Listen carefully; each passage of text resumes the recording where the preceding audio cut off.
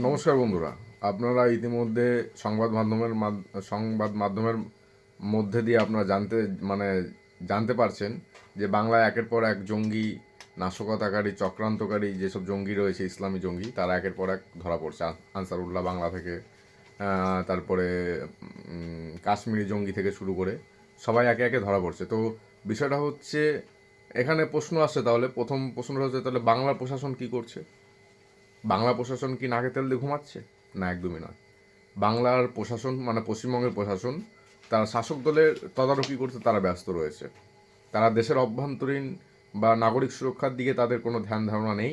তাদের ধ্যান ধারণা রয়েছে কিভাবে বিরোধী দল বা বিরোধী দলে যেসব নেতারা রয়েছে তাদের কিভাবে তাদের ক্ষয়ক্ষতি করা যায়, বা তাদের কিভাবে গাঁজা কেস দেওয়া যায়, কিভাবে মিথ্যা মামলা দেওয়া যায়।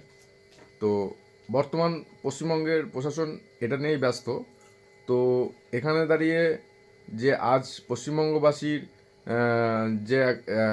পশ্চিমবঙ্গবাসীর সুরক্ষা যেভাবে হুমকির মুখে পড়ছে, এই রাজ্যের শাসক দল দ্বারা পরিচালিত বর্তমান রাজ্যের যে প্রশাসন রয়েছে, নির্লজ্জ প্রশাসনের গাফিলতির কারণে, তো আমার মনে হয় সমগ্র পশ্চিমবঙ্গবাসীর দলমত নির্বিশেষে একসাথে হয়ে পথে নামা উচিত এবং এই তৃণমূল কংগ্রেসকে উৎখাত করার ডাক দেওয়া উচিত।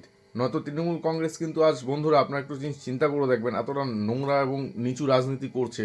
তারা এতটা নিচু রাজনীতি করতে করতে এবং দেশের স্বার্থ মানে দেশের সুরক্ষাকে তারা জলাঞ্জলি দিতে পিছু পা হচ্ছে না। আপনারা যদি একের পর এক তাদের কার্যকলাপ দেখেন, আমি নিজে ডায়মন্ড হারবারে ছিলাম এবং সেখানে আমি নির্বাচনী দায়িত্ব আমি পালন করে এসেছি, এবং সেখানে আমি দেখেছি সেখানকার পরিস্থিতি কি ভয়ঙ্কর, কিভাবে তারা অনুপ্রবেশ ঘটিয়ে সেখানকার জনবিন্যাসকে তারা পরিবর্তন করেছে।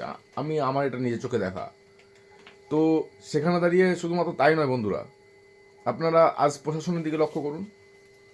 প্রশাসনের নাকের ডগায় আজ বাংলাদেশি অনুপ্রবেশকারীরা এসে তারা জনবিন্যাস করছে, এবং তাদেরকে ভোটার কার্ড, রেশন কার্ড সব কিছু করে দিচ্ছে রাজ্যের শাসক দল।